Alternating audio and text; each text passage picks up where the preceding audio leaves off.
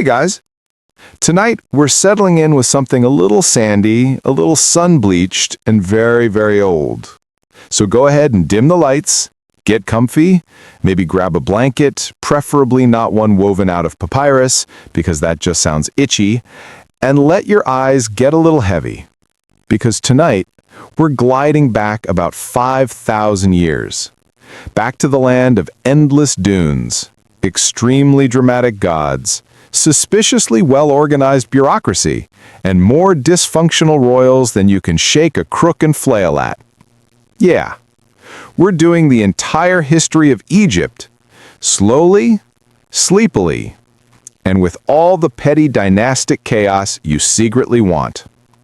So, let's exhale and drift all the way back to the beginning, before the pyramids, before the pharaohs, before anyone was getting mummified with little jars for their internal organs like some kind of ancient Tupperware set.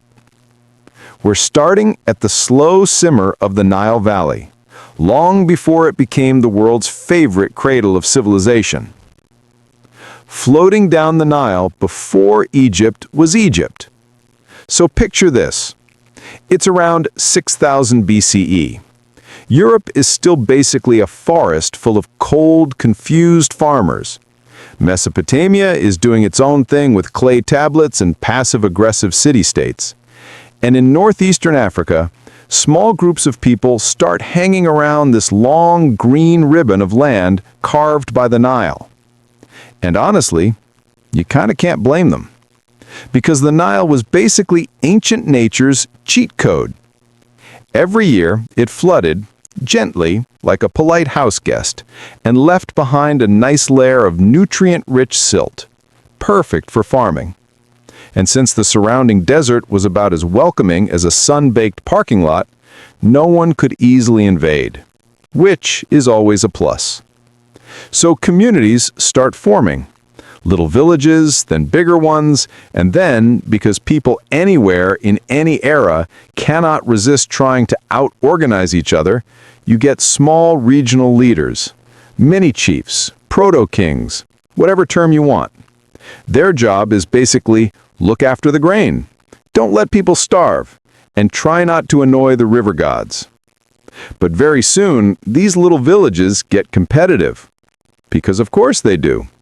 You've got your northern delta communities hanging out in a nice marshy fan shape, feeling very hydrated, and then your southern river communities strung along the Nile like a long, skinny necklace, thinking they're the classy ones. Eventually, someone says, we should unify this place. But because this is pre-dynastic Egypt, no one writes down who exactly decided this, or why, or whether there were several centuries of awkward back-and-forth warfare, which, returning to our bedtime vibe, is kind of nice. The mystery helps us keep things gentle. What we do know is that by around 3100 BCE, things settle under a king historians call Narmer, or Menes, or both. Egyptologists still argue over this like medieval fanboys fighting over which king should get top billing. Either way, a guy with a crown, actually two crowns mashed together like a mismatched Lego piece, manages to unify Upper and Lower Egypt for the very first time. And just like that, we're in the first dynasty. And Egypt, as we think of it, is officially open for business. Narmer, the guy who started the whole pharaoh thing. Let's float a little closer to our first main character. Narmer, the man, the myth, the alleged cat herder of ancient Egypt's unification. Though, to be fair, that last part is just me imagining early state building. Must have been roughly like trying to organize 40,000 cats who all think they should be in charge. Narmer is often shown wearing this extremely dramatic crown, the tall white crown of Upper Egypt stuck together with the red curvy crown of Lower Egypt. Very avant-garde, very I conquered you, but in a respectful, fashion-forward way. The famous Narmer palette, which Egyptologists treat like a historical selfie, shows him smiting enemies and basically saying, "Look what I did. I made a whole country. You're welcome." And judging by artistic convention, Narmer is portrayed as this calm, looming, absolutely jacked figure who looks like he eats raw granite for breakfast. Of course he does. Everyone important in early Egyptian art is built like a professional wrestler who moonlights as a god. But behind the imagery, this period is mostly about boring administrative stuff. Grain tallies, irrigation coordination, deciding who gets assigned which patch of farmland, and making sure the flood cycles don't catch everyone off guard. The kind of logistical details no one wants to hear about, but that keep civilizations from collapsing. Honestly, it's kind of soothing. The early Egyptian kings weren't flashy. They weren't building giant pyramids yet. They were just trying to keep people alive and make sure folks didn't graffiti the temples. And then, a few generations later, someone says, "What if we built something big?" And that's when Egypt starts to get dramatic. But before we get to pyramids, we need to float through the early dynasties, still quiet, still forming, still figuring out that whole "how much godhood is too much godhood" question. When the pharaohs were still figuring out their job description. The first and second dynasties are like Egypt's awkward middle school years. The kings are powerful, sure, but still figuring things out. Were they divine, semi-divine, just really cool humans? The texts are vague, possibly because no one wanted to write something that might offend the guy who could have them thrown into the Nile. Daily life for these early royals wasn't glamorous by later standards. Their palaces weren't stone, they were mostly mud brick and wood. Their tombs weren't pyramids, they were rectangular mastabas, basically giant sand-colored boxes. Functional, understated, a little beige aesthetically speaking. But you can feel something forming, the power, the structure, the slow approach to the monumental age. The royal family structure also begins to settle into what will become a very Egyptian theme. Marrying as close to yourself as possible. Not full sibling marriage yet, but definitely cousin marriage, probably niece marriage, definitely the beginnings of a keep the bloodline pure mindset.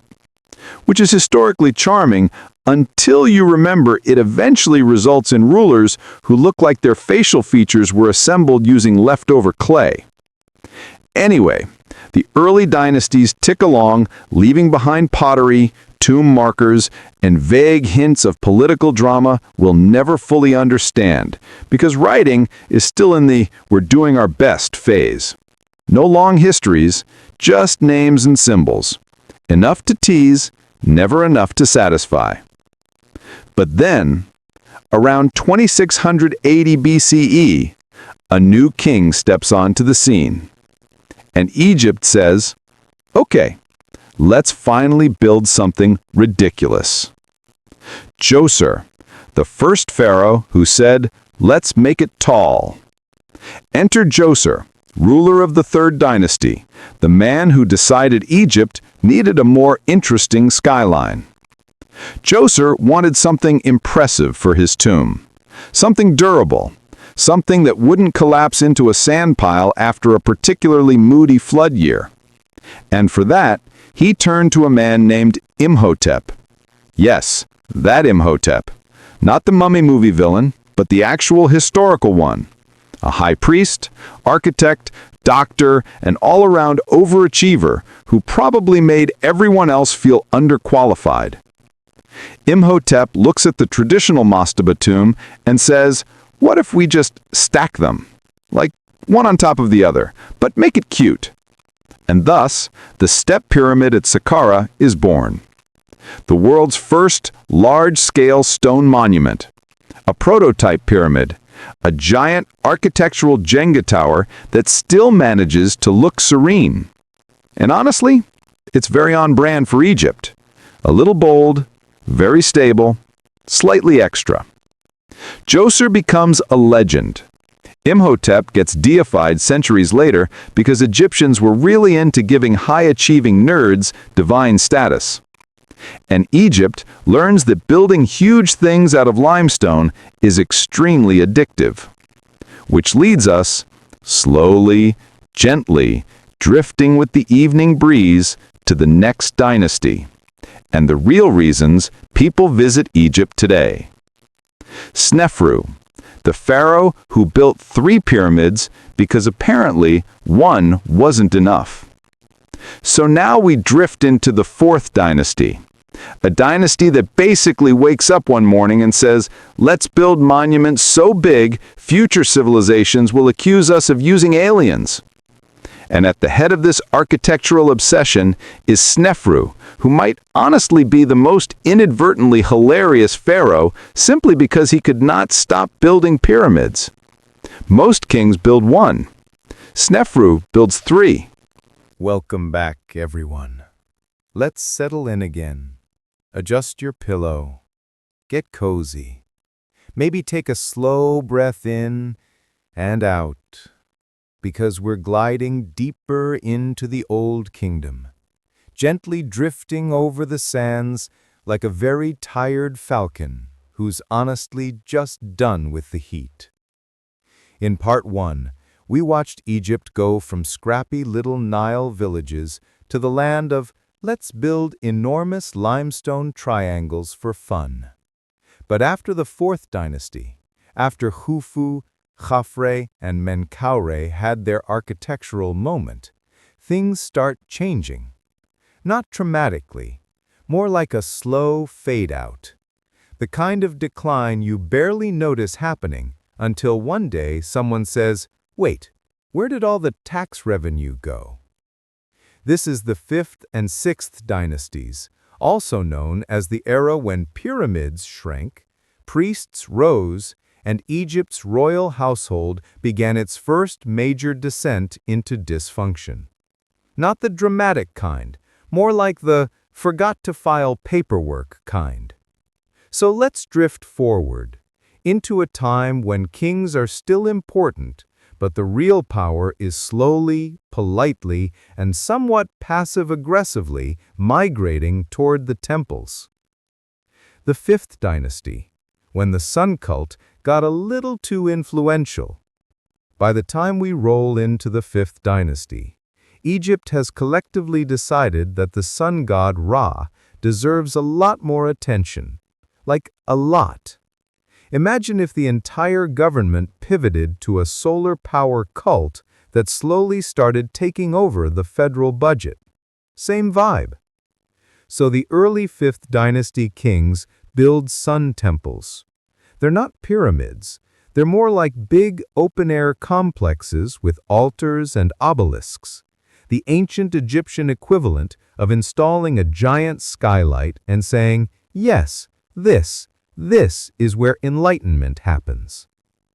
The most notable early king here is Userkaf, who starts the whole sun temple trend. Nothing too dramatic, no pyramid wars, just a man who loves solar worship and probably wears sunscreen religiously. Then we get Sahur, who oversees a burst of trade and expansion. He's kind of the chill international relations guy of the Old Kingdom, sending expeditions to the Levant, importing luxury goods, probably making sure everyone's diplomacy papyrus was filed correctly. His reign is peaceful, organized, balanced, which historically means absolutely nothing scandalous is recorded, perfect for a sleepy monologue, slightly disappointing for historical drama. But don't worry, the slow bureaucratic creep is coming. Neferirkare and the rise of the paperwork kings. Next up is Neferirkare, a king best known for paperwork, lots of it. He introduces more formal written decrees, which is wonderful for historians and probably deeply annoying for anyone working in the palace bureaucracy. Neferirkare also tries to build a pyramid, but like many 5th dynasty pyramids, it's fine, smaller, less polished, more, we're doing our best with this budget.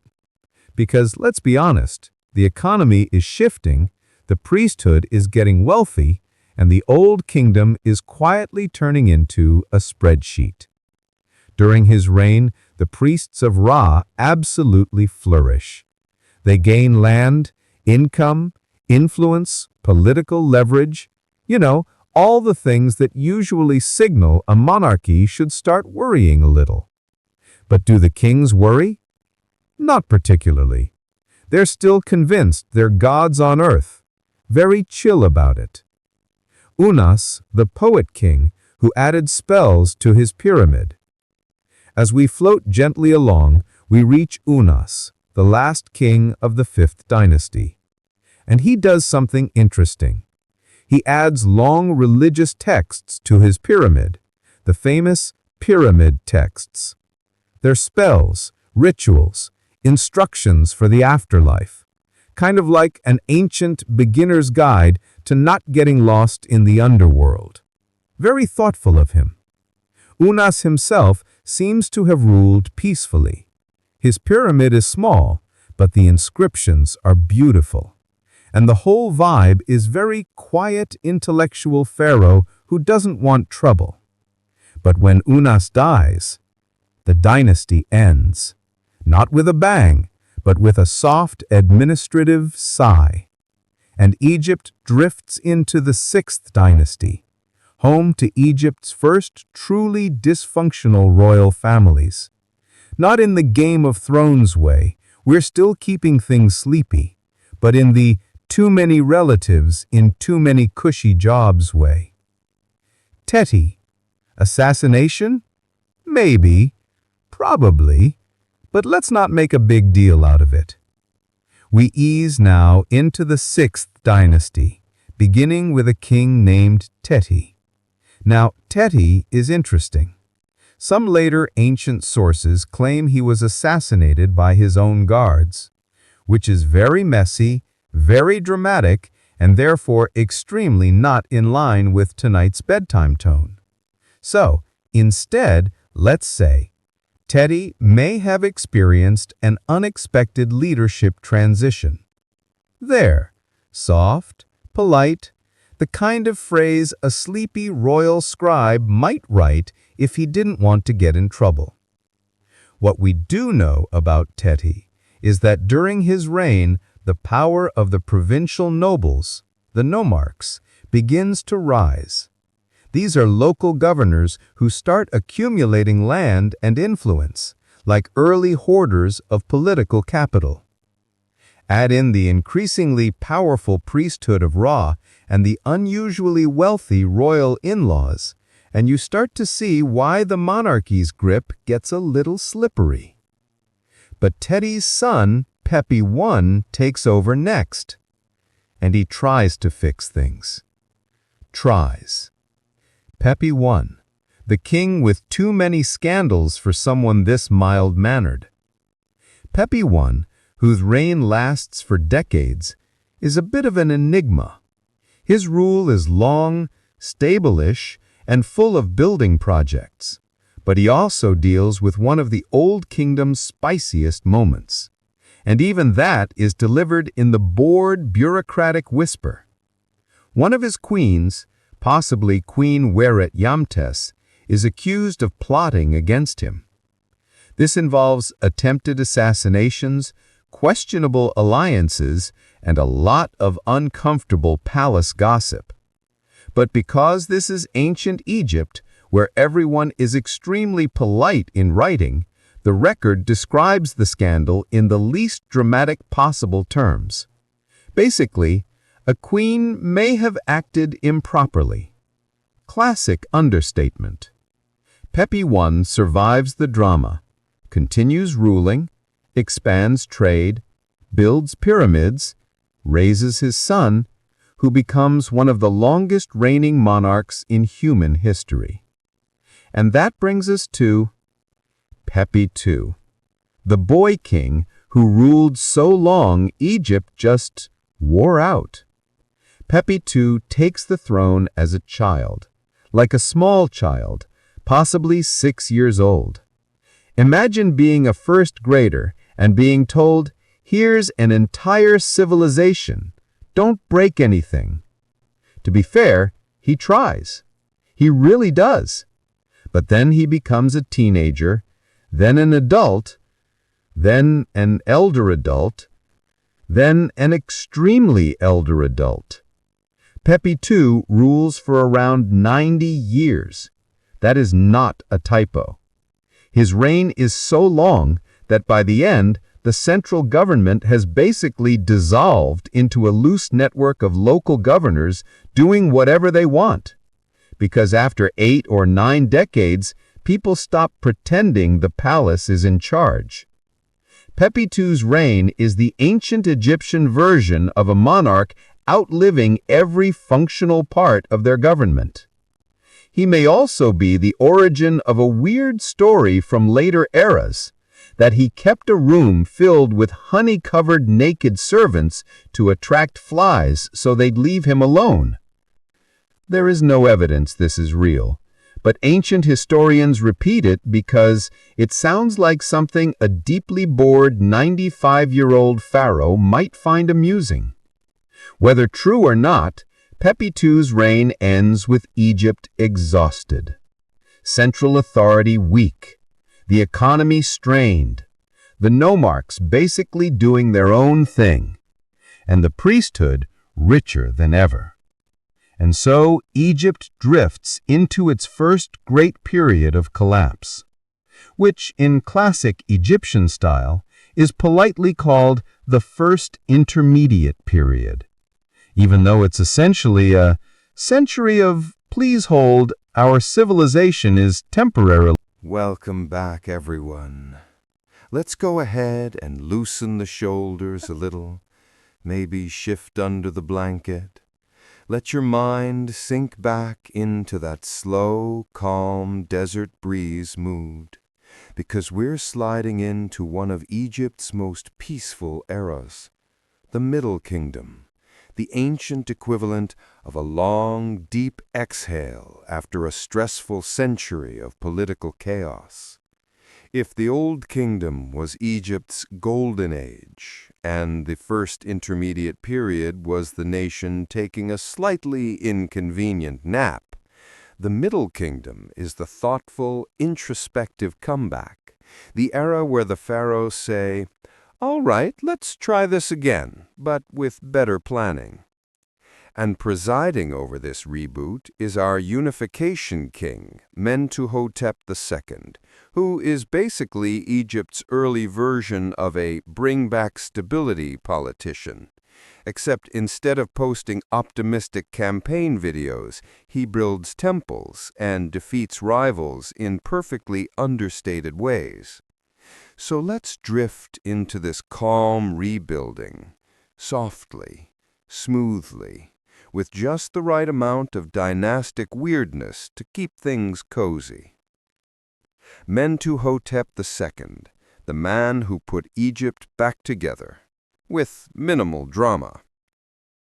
Around 2050 BCE, after about a century of bickering regional rulers, Egypt finally gets tired of the whole multiple kings at once thing. It's confusing, it's inefficient, and frankly, nobody wants to update temple inscriptions every time some nomarch declares himself pharaoh. Enter Mentuhotep II, ruling from Thebes. He gradually conquers, or politely absorbs, his northern rivals in Heracleopolis. The conflict is long, but not explosive. More like one of those slow, administrative takeovers where everyone sees the writing on the wall decades before the final merger. Eventually, he unifies the country. He's celebrated. He gets fancy murals.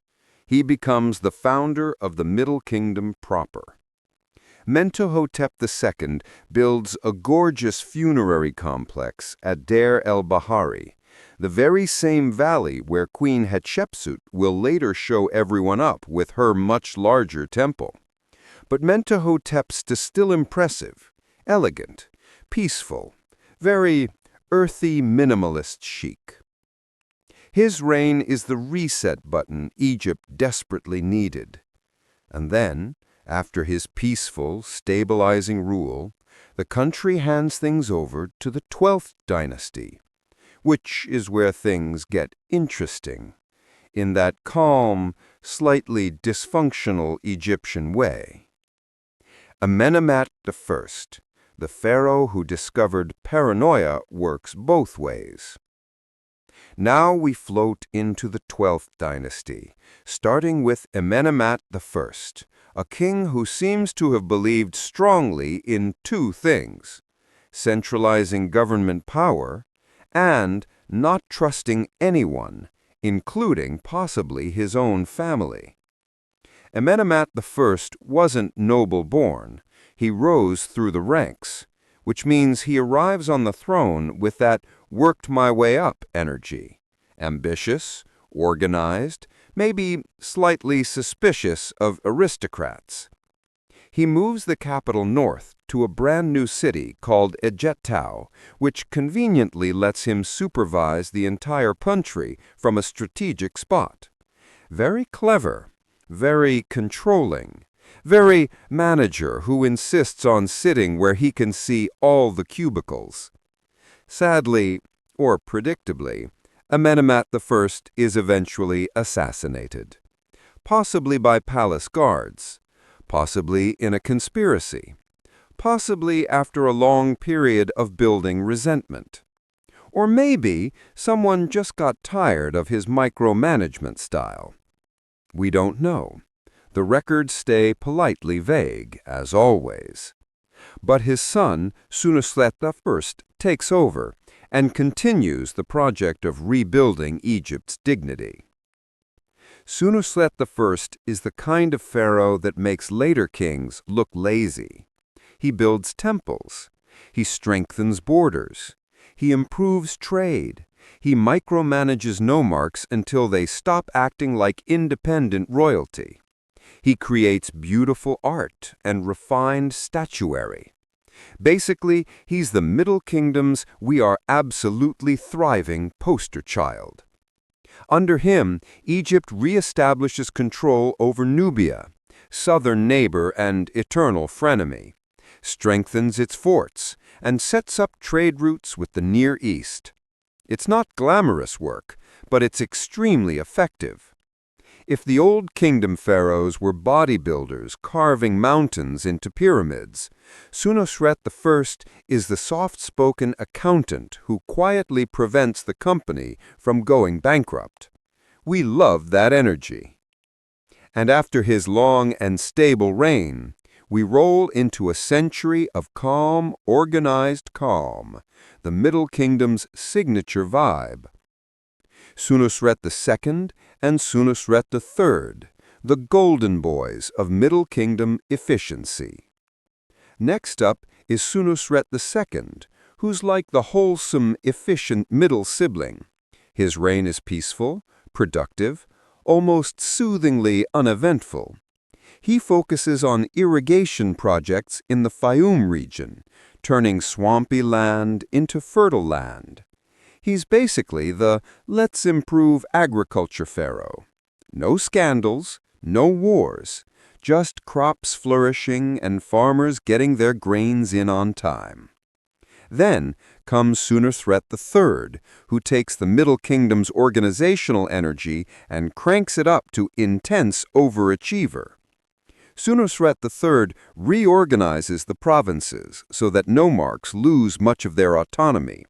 A polite way of saying he quietly removed their authority and replaced it with officials who owed everything to him. He also conducts campaigns in Nubia, building a strong military presence in the south, not out of conquest mania, just pragmatic resource control.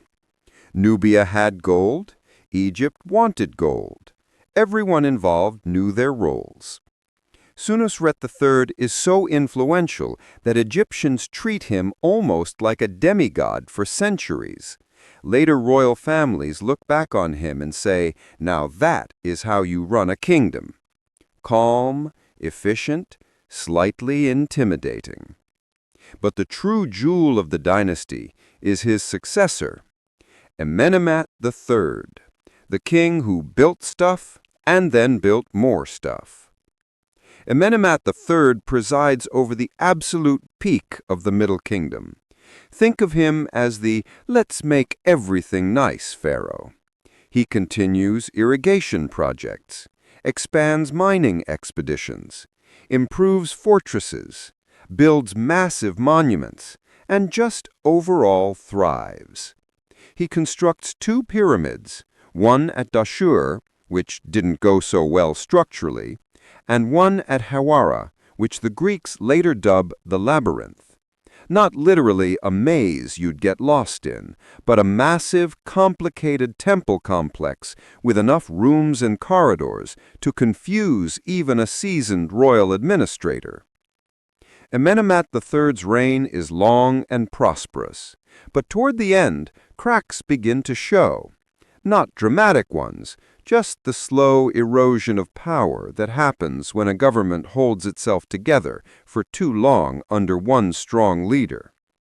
After his death, Egypt enters a gentle decline again, but nothing like the old kingdom collapse, more like a slow fading of energy, as if the entire country collectively sighs and says, "We're tired now. Someone handle things for a while." The late 12th and 13th dynasties, the calm decline into, yes, we're still technically a kingdom. The final kings of the 12th dynasty try their best, they really do, but the succession gets a little messy. The throne passes between several branches of the royal family, and things lose their earlier efficiency. By the 13th dynasty, Egypt descends into another soft fragmentation. Not a disaster, more of an administrative wobble. There are many kings. Some rule for years. Some rule for months. Some rule for such a short time, historians barely catch their names before they disappear into the footnotes. And while they shuffle the throne like an extremely ancient corporate reorganization, something else happens in the eastern delta. A group of immigrants, mostly from Canaan, gradually settle in the region. They mix with local Egyptians. They adopt Egyptian culture. And they soon build towns and eventually gain enough influence to form their own Hey guys, welcome back. If you're still awake after the last 3 parts, congratulations. You've officially out-relaxed several thousand years of Egyptian bureaucracy. Tonight, we're drifting deeper into the Middle Kingdom, a period where Egypt essentially said, let's try stability again, and then immediately sprinkled in some royal family drama, emotional insecurity, and the usual dynastic weirdness. So just settle in. Get comfortable. Maybe sip some water like an anxious court scribe, and let's float over to another royal disaster. The Middle Kingdom, Egypt's "we're trying our best" era. So after the Old Kingdom fell apart, mostly because of famine, power struggles, and a national level "we forgot who's in charge" moment, Egypt tried to pull itself back together. Enter Mentuhotep II, a man with a very normal name by Egyptian standards, but a personality that shouted, "I will glue this kingdom together even if I have to personally supervise every district governor." He reunified Egypt around 2050 BCE, and I say reunified in the sense that he basically used optimism mixed with a little strategic force, because nothing says national unity than reminding your rivals you have soldiers. Now, Mentuhotep II didn't have the glamorous, pyramid-building vibe of the Old Kingdom kings. Instead, he had civil servant with too much responsibility energy. Always fixing someone's mess, always addressing a new rebellion. Basically the parent trying to hold the household together while the kids are lighting things on fire. But hey, he got Egypt stable again, and in the Middle Kingdom, stable was already a miracle. From stability to slightly more stability, with a side of anxiety. After Mentuhotep II came Mentuhotep III and Mentuhotep IV, who carried on the tradition of trying very hard and getting very little credit. Mentuhotep IV in particular is suspiciously underdocumented, which in Egyptian history is basically the equivalent of being mysteriously deleted from the family group chat. Historians aren't 100% sure he was violently overthrown, but the silence is loud. And this brings us to our next royal overachiever. Amenemhet I, the pharaoh who said, "Let's centralize everything." Amenemhet I was not born a royal. Oh no. He was a commoner-ish official with management consultant energy who somehow ended up founding a dynasty. He essentially walked into the Egyptian government, took a look around and said, "Right, so everything here is broken. I'm just going to fix it myself." And then he did. He built a new capital, reshuffled provincial governors, reorganized administrative departments, probably color-coded the royal archives because, honestly, he seems like the type. But being a self-made pharaoh came with a downside. He was paranoid. Extremely paranoid.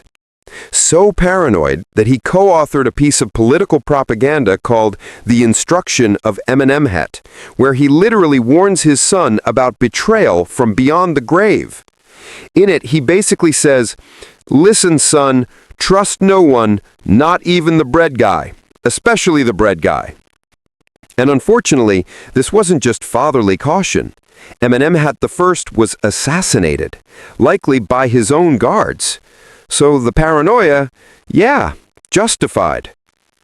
He is, in many ways, the poster child for the Middle Kingdom vibe. Competent, overworked, deeply suspicious, probably in need of a nap. Senusret I, the overachieving prince who had to step in early. Amenemhet I's son, Senusret I, had to start ruling while his dad was still alive because the kingdom was too chaotic to wait. This was Egypt's version of an internship program, except the intern immediately became co-CEO. And when Amenemhet I was assassinated, Senusret I was conveniently out on a military campaign, which kind of saved his life. Sometimes working overtime pays off. Under Senusret I, Egypt got a proper glow-up. More temples, more building projects, more bureaucracy, and absolutely no emotional stability because his dad's death haunted him forever. Honestly, Senusret I governed like a man trying to prove to the entire kingdom that he deserved to be there, which, to be fair, he absolutely did. But the constant intensity, it definitely gave off gifted child burnout energy. Senusret II and III. Stable father, chaotic son. Now, Senusret II was one of those pharaohs who genuinely tried to make life better. He didn't have a dramatic personality, he wasn't paranoid, he wasn't writing cryptic warnings to his heirs. He just reorganized irrigation systems, built some peaceful monuments, and acted like a reasonable monarch. So naturally, history barely remembers him, because he wasn't dramatic enough. But his son, Senusret III. Ah yes, the emotional opposite. Senusret III was intense, strict, possibly angry at everything and everyone. He basically looked at the Middle Kingdom and said, "I'm tired of nobles being powerful, you're all grounded." He cracked down so hard on local governors that their job became almost ceremonial. And frankly, Egypt ran more smoothly when nobody had any freedom. Who knew? Senusret III is also one of the few pharaohs who seems to genuinely have inspired a cult following while he's still alive. People loved him, or feared him, or both. Egypt is vague like that. But the man worked hard, a little too hard. He flattened bureaucracy so thoroughly that future kings didn't even know what to do with it. Amenemhet III, the overworked king who tried to please everybody. Amenemhat III inherited this smoother system and said, "Ah, yes, everything is stable, perfect. Time to overextend myself." He built a lot. Pyramids, temples, waterworks, you name it, he dumped money and labor into it. Amenemhat III was the kind of king who doesn't know how to relax. Like, he looked at a functioning irrigation canal and thought, but what if it was bigger? He ruled for almost 45 years, which is a long time for an Egyptian king not named Ramses. But the end of his reign? Not great. Why? Because all that ambitious building burned through Egyptian resources, and his subsequent kings inherited a state that was exhausted. Kind of like when a CEO spends the entire annual budget on team-building retreats and then retires just before the money runs out. The Late Middle Kingdom, a slow, sleepy decline. After Amenemhat IV came Amenemhat V, who was fine. Just fine. We don't know much about him, which usually means he ruled like a guy keeping the lights on but not touching anything important. Then we get Sobeknefru, the first historically confirmed female pharaoh of Egypt. And honestly, she was pretty cool. Confident, competent, and fashionable enough to combine male and female royal regalia in her statues. But her reign was short, and after she died, the 12th dynasty basically folded in on itself like a tired accordion. Egypt drifted into the 13th dynasty that had more kings than it had time to build statues for. The monarchy became a revolving door of short reigns, forgotten rulers, and a, wait, who is this guy again? Moments. Basically, the Middle Kingdom ended not with a bang, but with a long, slow sigh.